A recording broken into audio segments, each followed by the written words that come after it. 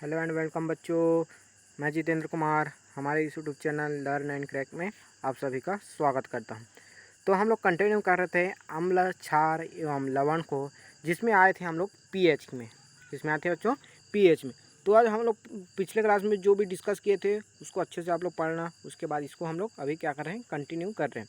तो यहाँ पर देखेंगे, पहले देखते हैं क्या लिखा है। अम्ल व क्षार के विलयन कितने प्रबल होते हैं। हम कैसे जानेंगे कोई विलयन या मतलब कोई भी विलयन दिया है वो अम्ल है या क्षार है, या फिर वो कितना प्रबल है। अम्ल कितना प्रबल है, क्षार कितने प्रबल है, ये हम लोग कैसे पहचानेंगे, ये सभी चीज़ हम लोगों को देखना है। ठीक है, तो चलो देखते हैं। हम विलयन में H+ अथवा OH- के आधार पर उसकी अम्ल क्षार के रूप में पहचान कर सकते हैं। देखो बच्चों, मतलब कोई भी विलयन रहेगा जिससे मेरे को H+ आयन मिले। क्या मिले मेरे को? H+ आयन मिले। वो होता है मेरा, क्या होता है बच्चों? एसिड या अम्ल होता है। मतलब जो विलयन मेरे को H+ आयन दान करता है, जो विलयन H+ आयन दान करता है वो होता है अम्ल, और जो विलयन OH- आयन दान करता है वो होता है मेरा क्षार। तो जो आसानी से H+ आयन दे देगा वह प्रबल होगा, और जो आसानी से OH- आयन दे देगा वो प्रबल क्षार होगा। मतलब जो आसानी से H+ देगा वो प्रबल अम्ल, जो आसानी से OH- दे वो प्रबल क्षार। ठीक है, तो उसके बाद देखते हैं पीएच मान होता क्या है। क्या है पीएच मान? तो अम्लों, जो भी अम्ल होता है उसको क्षार, दोनों की प्रबलता मतलब कौन कितना स्ट्रांग है उसको जानने के लिए एक डेनमार्क के साइंटिस्ट है सोरेनसन। तो उसका डेट भी याद रखना, कब? 1909। कब याद रखना है? 1909 में इन्होंने बताया था। एक पैमाना तैयार किया, मतलब हम लोग को पीएच को नापने के लिए एक स्केल या पैमाना तैयार किया, जिसको हम लोग बोलते हैं पीएच स्केल बोलते हैं। क्या बोलते हैं बच्चों? PH scale.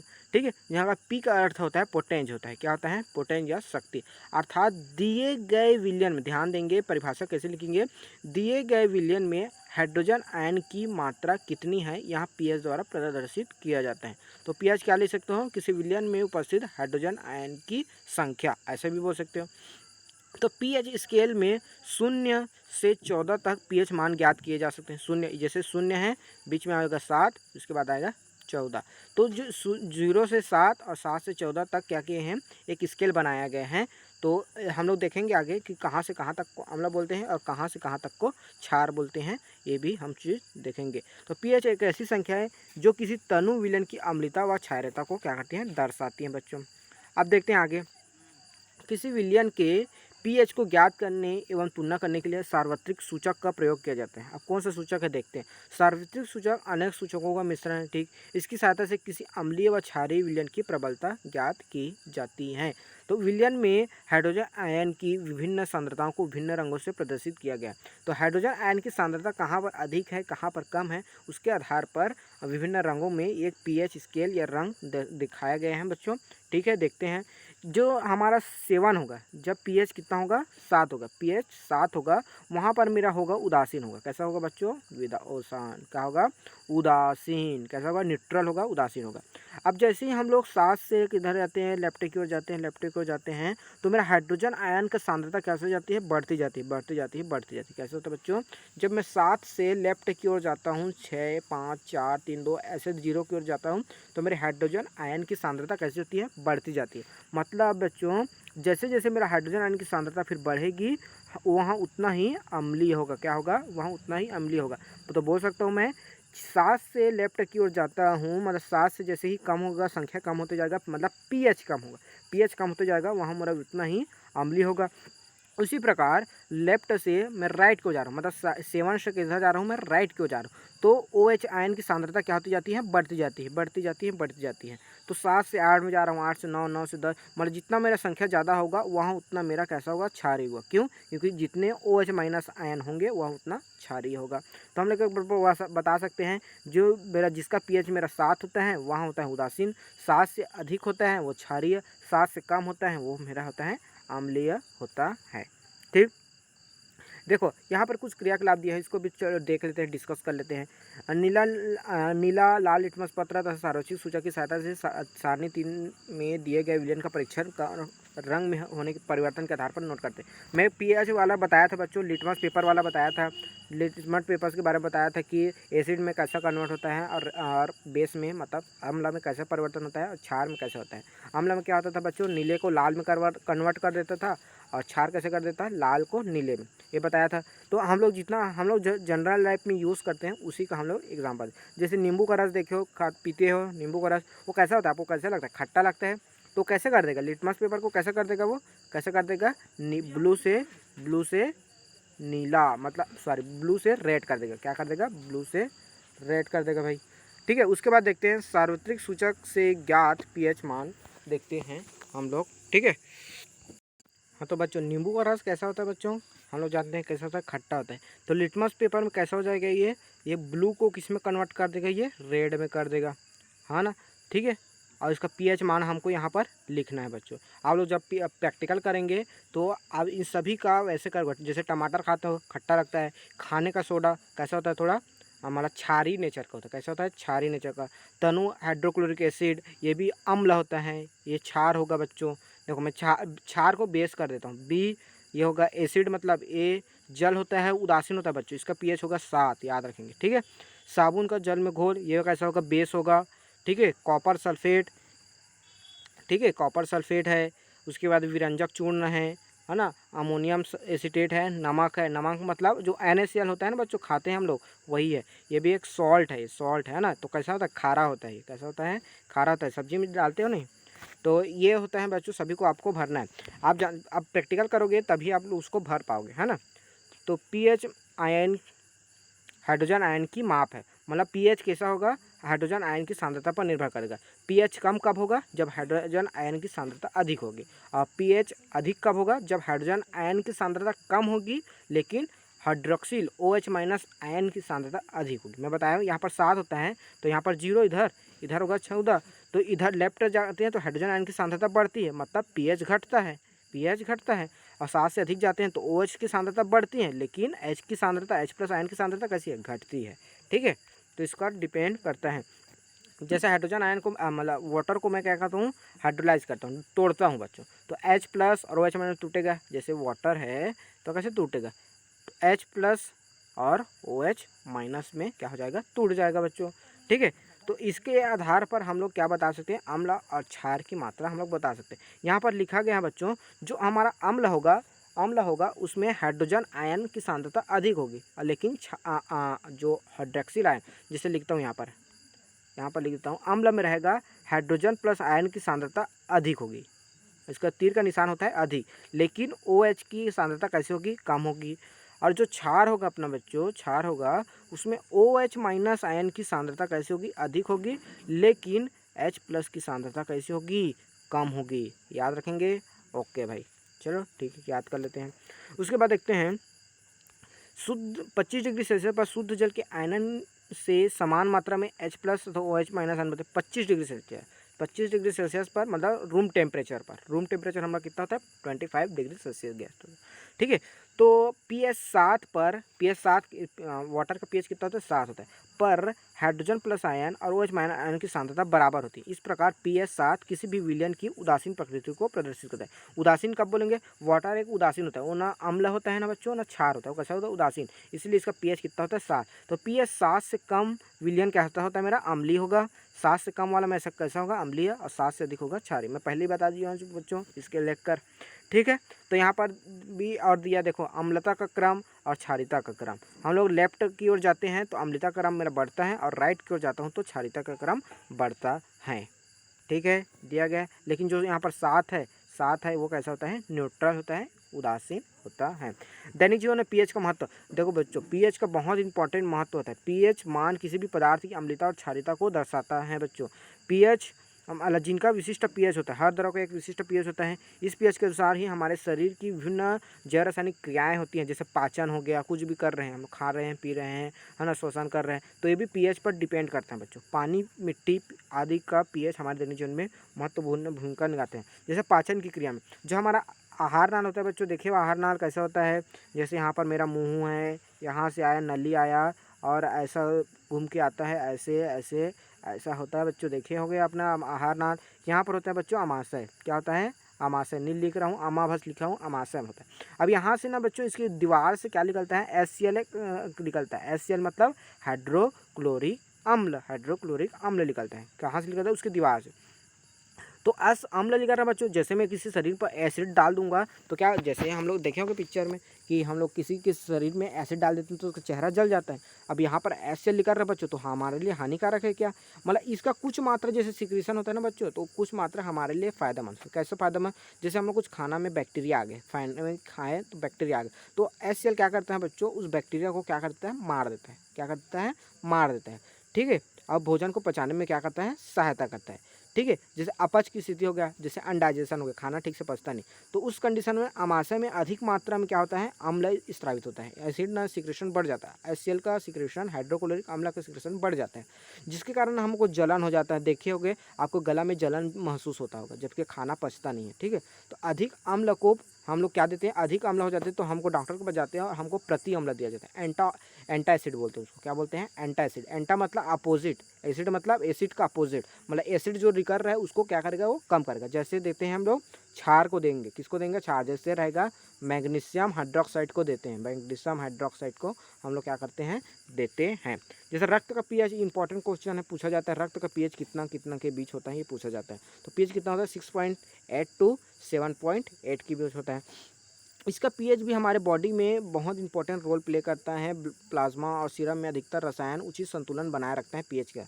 उदाहरण के लिए अम्लीय माध्यम में हीमोग्लोबिन की आकृति बदल जाती है। जैसे अम्लीय माध्यम, अब अम्लीय माध्यम कब होगा सर, जैसे मैं इमली खा लिया तो हो जाएगा, वैसा नहीं होता बच्चों, कि बॉडी में भी ना जैसे कार्बन डाइऑक्साइड होते हैं, हम जानते हैं कार्बन डाइऑक्साइड हमारे बॉडी के अंदर बनते हैं, सांस लेते हैं और कार्बन डाइऑक्साइड छोड़ते हैं, तो छोड़ रहा है तो शरीर के अंदर तो बन ही रहा है। यदि बॉडी के अंदर इसकी मात्रा, कार्बन डाइऑक्साइड की मात्रा बढ़ जाती है बच्चों, तो कार्बन डाइऑक्साइड की मात्रा बन जाती है, जिसके कारण यह ना क्या होता है, वाटर से रिएक्ट कर लेता है, वाटर से अभिक्रिया कर लेता है और एक कंपाउंड बना लेता है, H2CO3। ये थोड़ा 11th का है बच्चों, है ना, थोड़ा अपने को जानकारी के लिए बता रहा हूँ मैं, है ना। तो क्या होता है, H2CO3 बनाता है और ये क्या होता है बच्चों, एक प्रकार का ये अम्ल होता है। क्या होता है, अम्ल होता है। मतलब क्या बच्चों, समझ लो बच्चों, यदि मेरा कार्बन डाइऑक्साइड का लेवल अधिक हो रहा है तो बॉडी में मेरा अम्ल की मात्रा बढ़ रहा है। अब अम्ल की मात्रा जैसे बॉडी में बढ़ जाएगा तो ऑक्सीजन का जैसे फ्लो होता है, मतलब ऑक्सीजन किसके साथ बहता है बच्चों, रक्त के साथ, तो रक्त के साथ हीमोग्लोबिन बंध नहीं पाएगा, क्योंकि हीमोग्लोबिन ही वो अणु होता है, वो मॉलिक्यूल्स होते हैं जो ऑक्सीजन को बांधता है, अपने साथ बांध के जो हमारे बॉडी के विभिन्न अंग होते हैं वहाँ पर ऑक्सीजन को लेते हैं। तो कौन लेता है, हीमोग्लोबिन लेता है। अब हीमोग्लोबिन के साथ ही ऑक्सीजन अपना बंधा नहीं, बाइंड नहीं हुआ, तो हमारे अंग तक कैसे पहुँचेगा, नहीं पहुँचेगा, है ना। तो इस प्रकार पीएच पर भी इम्पोर्टेंट रोल होता है बच्चों, है ना। इसके बाद देखते हैं लार। लार होते देखिए यहाँ हमारे मुंह में आता है लार, तो हमारे दांत पाए जाते हैं। दांत होता है वो कैल्शियम फास्फेट से बनाता है, पूछा जाता है किससे बनाता है, कैल्शियम फास्फेट, है ना। तो यहाँ कठोर पदार्थ पानी में घुलता नहीं, कैसे होता है, पानी में घुल सकता नहीं, क्योंकि बहुत कठोर होता है बच्चों, बहुत ही कठोर होता है। लेकिन अगर हमारा पीएच, मुंह का पीएच कैसा हो गया, कम हो गया, पीएच कम हो गया मतलब ज़्यादा एसिडिक हो गया, मतलब 5.5 से 5.5 से क्या हो गया, कम हो गया, तो क्या होता है बच्चों, दांतों में क्या हो जाती है, सड़न हो जाती है। क्या होता है, दांतों में सड़न हो जाती है। इससे हम क्या क्या कहते हैं, दांत सड़ जाता है। इसी कारण जब डेंटिस्ट के पास जाते हैं डॉक्टर, सो दांत के दवाखाना, तो उसके पास जाते हैं तो हमको क्या देता है, क्षार की दंत मंजन दिया जाता है। डॉक्टर के पास जाते हैं तो हमको ये दिया जाता है। ठीक है। ये हमारा हो गया लार का पीएच। पीएच और पौधों व जंतु की आत्मरक्षा। पीएच भी जंतु और पौधे की आत्मरक्षा के लिए इंपॉर्टेंट है भाई। जब कुछ पौधे, बिच्छू पौधे बारीक व चुभने वाले रेशे रोम होते हैं, जब कोई मनुष्य या जंतु इनके संपर्क में आता है तब ये उनके शरीर में चुभकर फॉर्मिक अम्ल छोड़ देते हैं। जैसे बच्चों, जैसे आपको कभी चींटी काटा होगा तो उसके अंदर ना बच्चों अम्ल पाया जाता है। क्या पाया जाता है, अम्ल। अब इस अम्ल को हमारे शरीर में उसको छोड़ देते हैं, जैसे डंक मारता है तो छोड़ देते हैं, जिससे जलन और दर्द का क्या होता है, हमको अनुभव होता है। ऐसे पौधे में खाए जाने से बच जाता है, इससे पौधे खाए जाने से बच जाते हैं। ठीक है बच्चों। इसी प्रकार मधुमक्खी भी डंक मारने पर एक अम्ल स्रावित करती है। मधुमक्खी आपको कभी काटा होगा, देखे होगे, घर के आसपास होगा, जिसके कारण भी दर्द एवं जलन का अनुभव होता है। इससे पौधे और जंतु अपनी रक्षा करते हैं। ये उसकी रक्षा करने का उपाय है बच्चों। अगर हम लोग उसके में ऐसे डंक नहीं होता तो हम लोग मधुमक्खी तो ऐसे ही मार देते हैं, है ना, हम लोग बचते हैं, मधुमक्खी हम लोग काट ना ले, है ना, ऐसे करके। मिट्टी का पीएच पर भी पी के कारण फसल के उत्पादन पर प्रभाव पड़ता है ना। तो धान के उत्पादन के लिए मिट्टी वहाँ होती है जिसका पीएच कितना होना चाहिए, 5 से 8 के बीच होना चाहिए। मतलब अधिक उत्पादन चाहिए, जैसे धान के उत्पादन कर रहे, गेहूँ के उत्पादन कर रहे, तो उसका भी पीएच मतलब मेंटेन रहना चाहिए, किसका, जमीन का, तो मिट्टी का। तो पीएच कितना रहना चाहिए, 5 से 8 के बीच रहना चाहिए बच्चों। ठीक, कितना, 5 से 8। तो मिट्टी का पीएच इस तरह से ज़्यादा या कम होने पर फिसल क्या हो जाता है, उत्पादन प्रभावित ना हो, इसके लिए किसानों द्वारा खेत में खाद व चूना राख भी डाले जाते हैं। जैसे बच्चों मिट्टी का पीएच चेंज हो गया तो उसके लिए हम लोग क्या डालते हैं, खाद डालते हैं ताकि मेंटेन हो जाए। इसी प्रकार हाइड्रेजिया का फूल मिट्टी की अम्लता के अनुसार अपना रंग प्रदर्शित करते हैं। कौन है, हाइड्रेजिया एक फूल है जिसका रंग पीएच के अनुसार चेंज हो जाता है, पीएच की अम्लता के अनुसार, मतलब अम्लता के अनुसार चेंज होता है। मिट्टी अम्लीय होती है तो वहाँ नीला रंग, देखो अम्लीय होती है तो नीला रंग, जब मिट्टी हल्की क्षारी होती है तो वहाँ कैसा हो जाता है, गुलाबी रंग हो जाता है बच्चों। ठीक, समझ आ गया, समझ आई कि नहीं आया, बोलो समझ आ गया। ठीक, ओके, चलो अब आगे बढ़ते हैं। अब लवण, लवण क्या होता है बच्चों, ये देखते हैं। लवण कब बनता है बच्चों, जब हम कोई अम्ल, क्या होता है, जब कोई अम्ल को हम लोग किससे रिएक्ट कराते हैं, किससे अभिक्रिया कराते हैं, क्षार से। किसी अम्ल को क्षार से अभिक्रिया कराता हूँ तो मेरा बनता है लवण। क्या बनता है, लवण बनता है। याद रखेंगे, जब भी अम्ल क्षार से रिएक्ट करेगा, अभिक्रिया करेगा, तब लवण बनेगा। जैसे एक एग्जांपल लेता हूँ मैं, जैसे हाइड्रोक्लोरिक अम्ल HCl, ये क्या है, एक अम्ल है। और जैसे सोडियम हाइड्रोक्साइड OH आ गया, देखो NOOH, तो क्या हो गया, ये मेरा क्षार है, ये मेरा अम्ल है। अभी दोनों अभिक्रिया करके क्या बनाएगा बच्चों, क्या बनाएगा, एक तो ये बनाएगा ऐसे, ये बनाएगा ऐसे, और क्या बना लेगा, NaCl बना लेगा, और वाटर क्या कर देगा, जल को बाहर कर देगा, H2O को बाहर। तो ये मेरा क्या है, यहाँ पर लवण है, NaCl यहाँ पर क्या है, मेरा लवण है। ठीक है, तो हम देखते हैं जलीय माध्यम में अम्ल और क्षार क्रमशः H+ आयन और OH- आयन उत्पन्न करते हैं। हम लोग जानते हैं भाई, जलीय विलयन में H+ आयन कौन करता है, अम्ल, और OH- उत्पन्न कौन करता है, क्षार करते हैं। जब अम्ल और क्षार आपस में क्रिया करते हैं तब यही H+ आयन और OH- आयन मिलकर जल अणु का निर्माण करते हैं। अब भी दिखाया क्या HCl है, उसको मैंने NaOH के साथ क्रिया कराया, तो ये OH और ये H दोनों मिलकर क्या बनाए, वाटर बनाया H2O, और ये दोनों मिलकर क्या बनाए थे, NaCl। अभी मिटाया नहीं रहता है इसका, ठीक है, और जिससे सॉल्ट का निर्माण होता है। लवण ऐसे आयनिक यौगिक होते हैं जिसमें एक भाग धनावेशित तथा दूसरा भाग कैसा होता है, ऋणावेशित। अगर इसको तोड़ूंगा, NaCl को मैं तोड़ूंगा तो इसका भाग होगा धन, ये होगा मेरा ऋण भाग होगा। Na वाला कैसा होगा, धन होगा, और Cl कैसा होगा, मेरा ऋण वाला भाग होगा। धनात्मक आवेशों की संख्या ऋणात्मक आवेशों की संख्या बराबर है। देखो इसमें कितने धन आवेश हैं, एक ही है। इसमें कितने ऋण आवेश है, मेरे को एक ही दिख रहे हैं। ठीक है, तो NaCl में कितने धनावेश ऋण आवेश है, एक है। ठीक है, तो और इस प्रकार विद्युत रूप से उदासीन होते हैं लवण। लवण बनाने के कई तरीके हैं, देखते हैं भाई कौन से कैसे हैं। इसकी प्रक्रिया को क्या बोलता हूँ मैं, उदासीनीकरण कहता हूँ। देखो अब इसमें क्या लिखा है, ये सभी एग्जाम्पल दिए हैं बच्चों, क्या दिया है मेरे को, एग्जाम्पल। तो उसमें नीचे में क्या बोला है, देखो लवण का धनात्मक भाग कहाँ से आता है, क्षार से आता है। कहाँ से आता है, धनात्मक भाग क्षार से आता है। इसके क्या बोलूँगा, क्षारीय मूलक। तो पेपर पूछा जाता है बच्चों, क्षारीय मूलक किसे कहूँगा, तो क्षारीय मूलक किसे कहूँगा, लवण का जो धनात्मक भाग होता है क्षार से आता है, उसको मैं क्या बोलूँगा, क्षारीय मूलक। तथा जो ऋणात्मक भाग आता है लवण का, वो अम्ल से आता है, वो होता है अम्लीय मूलक। जैसे उदाहरण में दिया है KNO3 का K+ है क्षारीय मूलक, NO3 का है माइनस है अम्लीय मूलक। अब जो चलो एग्जाम्पल में देख ही लेते हैं। HNO3 है, HNO3 क्या है, मेरा अम्ल है, और KOH मेरा क्या है, क्षार है। दोनों अभिक्रिया की है। ठीक है, अब देखो मेरा क्या बना है, सॉल्ट बना है या लवण बना है। तो क्या बना मेरा, KNO3, दोनों अभिक्रिया किया, KNO3 बनाया और वाटर को बाहर निकाल दिया। तो देखो K वाला पार्ट यहाँ पर कैसा होगा मेरा, जैसे यहाँ लिखता हूँ, K+ बनाएगा और NO3-, मतलब K+ वाला पार्ट है और NO3 कैसा वाला पार्ट है, माइनस वाला पार्ट है। तो K वाला पार्ट कहाँ से आया बच्चों, कहाँ से आया, देखो कहाँ से आया है, क्षार से। क्षार किसके पास है, पोटेशियम हाइड्रोक्साइड इसके पास है। K किसके पास से आया है, क्षार के पास से आया है। इसी कारण इसको मैं धनात्मक भाग को क्षार कहलाता है, इसलिए इसको क्षारीय मूलक कहूँगा। उसी प्रकार जो ऋणात्मक भाग किससे आया है बच्चों, HNO3 से आया है, तो ये मेरा ऋणात्मक मूलक होगा। ठीक है, तो मैं इस प्रकार से बोल रहा हूँ, जितने मेरे धनात्मक पार्ट होते हैं, जितने मेरा धनात्मक पार्ट होंगे वो मेरा क्षारीय मूलक होंगे, और जितना ऋणात्मक पार्ट होंगे मेरे अम्लीय मूलक। जैसे आप सभी को तोड़ कर दिखाता हूँ, KNO3 है ना, ये जैसे यहाँ पर अम्लीय मूलक को एसिड लिखा हूँ बच्चों, और क्षारीय मूलक को बेस लिखा हूँ। ठीक, याद रखेंगे ऐसे। अब इसका KNO3 का अम्लीय मूलक क्या हो जाएगा, ये क्या है मेरा, सॉरी ये मेरा क्या है, एसिडिक अम्ल मूलक है, और ये मेरा कैसा है, क्षारीय मूलक। तो ए में किसको शामिल करूँगा, जितने में ऋण वाले पार्ट होंगे, ऋणात्मक पार्ट होंगे वो इसमें शामिल होंगे, और बेस वाले में किससे होंगे, क्षारीय मूलक कौन होंगे, जो धनात्मक पार्ट होते हैं। तो इसका ऋणात्मक पार्ट कौन सा मेरा, NO3 है, NO3-। और K प्लस क्या है मेरा क्षारीय मूलक है। उसी प्रकार दिया है H2SO4 है, H2SO4 है, तो इसका जो ऋणात्मक पार्ट कौन सा मेरा SO4 है। SO4 2 माइनस बच्चों, SO4 2 माइनस और 2H प्लस, ये हो गया हमारा क्षारीय मूलक। ठीक, बाकी को और जैसे करता हूँ मैं, है ना। जैसे ये हो गया एसिड हो गया, एक मिनट, ये हो गया मेरा जैसे CH3COOH है, तो इसका हो गया एसिडिक, ये हो गया मेरा बेस। अरे एक मिनट, चलो देखते हैं। अब देखो मैं एसिडिक एसिड को तोड़ता हूँ तो कैसे टूटे, मतलब सॉरी यहाँ पर सोडियम एसिटेट को तोड़ूंगा ना मैं। यहाँ पर ये ध्यान देंगे भाई, मैं किसको समझा रहा हूँ, मैं लेफ्ट साइड की किसकी बात नहीं कर रहा हूँ, मैं सिर्फ लवण की बात करूँगा, इधर की बात करूँ। मैंने H2SO4 की बात कर दिया था, पर इसमें ये नहीं देखना है मेरे को, किसको देखना है, इसको देखना है, इसको देखना है, राइट साइड में जो है उसको मेरे को देखना है।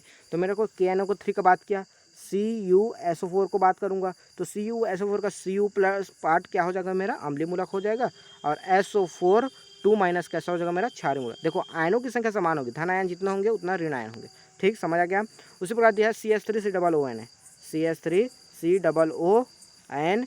अब इसको तोड़ूंगा तो कैसा बनेगा, CH3COO minus plus sodium plus ion, तो एक धन आयन, एक ऋण आयन और एक धन आयन, तो ऋण आयन पार्ट क्या होगा मेरा अम्ल होगा और धन आयन पार्ट कैसा होगा क्षार। तो इस प्रकार सभी क्या होते जाएंगे, टूटते जाएंगे, है ना बच्चों। ये हो गया। इस प्रकार ये जो आखिरी एग्जाम्पल दिया उसको भी चलो कंटिन्यू कर ही लेते हैं। CH3COONH4 है, इसको मैं तोड़ता हूँ तो CH3COO माइनस, ये होगा मेरा अम्लीय मूलक हो जाएगा, प्लस NH4 प्लस आयन, ये क्या हो जाएगा मेरा क्षारीय मूलक हो जाएंगे। और आयनों की संख्या को ध्यान रखेंगे।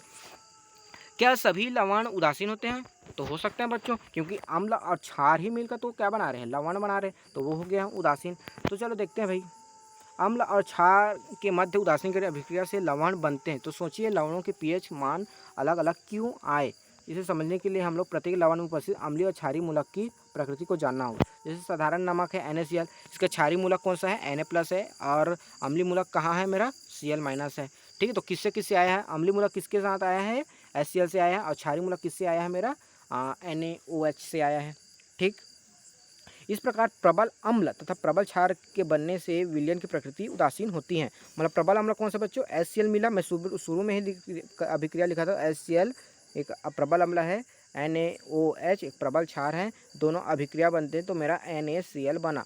तो प्रबल अम्ल प्रबल क्षार दोनों मिल रहे हैं तो मेरा प्रबल एक लवण बन रहा है, तो ये यहाँ क्या होगा मेरा उदासीन होगा। क्या होगा मेरा जो NaCl होगा वो कैसा होगा मेरा उदासीन होगा बच्चों।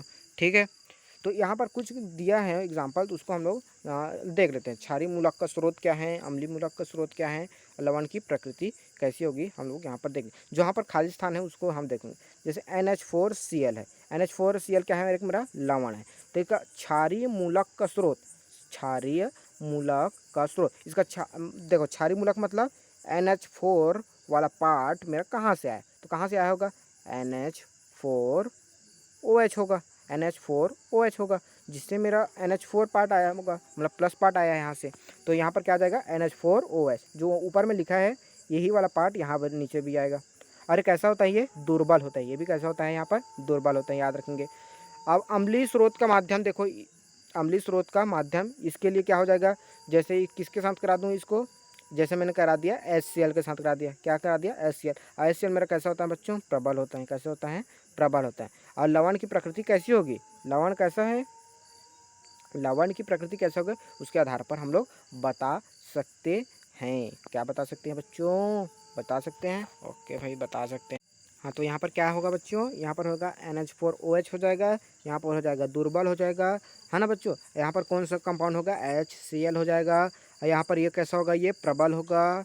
HCl क्या होता है, प्रबल होता है, जिससे यहाँ पर मेरा विलयन बनेगा। जो लवण की प्रकृति वो कैसी होगी बच्चों, कैसे होगी अम्लीय होगी। क्यों होगी अम्लीय, क्योंकि HCl मेरा यहाँ पर प्रबल है, HCl प्रबल है, और जो NH4OH यहाँ पर जो लिखूंगा वो कैसा होता है दुर्बल होता है। तो प्रबल और दुर्बल को मिलाऊंगा तो मेरा बनता है प्रबल, तो यहाँ पर प्रबल आ जाएगा। ठीक, उसके नीचे वाला लाइन में देखते हैं क्या है भाई, नीचे वाले लाइन में क्या खाली है, खाली खाली खाली, यहाँ पर खाली है, तो यहाँ पर क्या होगा देखो HNO3 क्या है, KHNO3 क्या है मेरा प्रबल लिखा है, क्या है प्रबल, और KOH क्या है मेरा यहाँ पर प्रबल। तो दोनों प्रबल प्रबल मिलेंगे तो क्या बनेगा मेरा उदासीन बनेगा, उदासीन बनेगा। जैसे यहाँ पर NOH4 दुर्बल है एंड CH3COH क्या है दुर्बल, तो दुर्बल दुर्बल मिला तो उदासीन, इस प्रकार प्रबल प्रबल मिलेगा तो उदासीन बनेगा।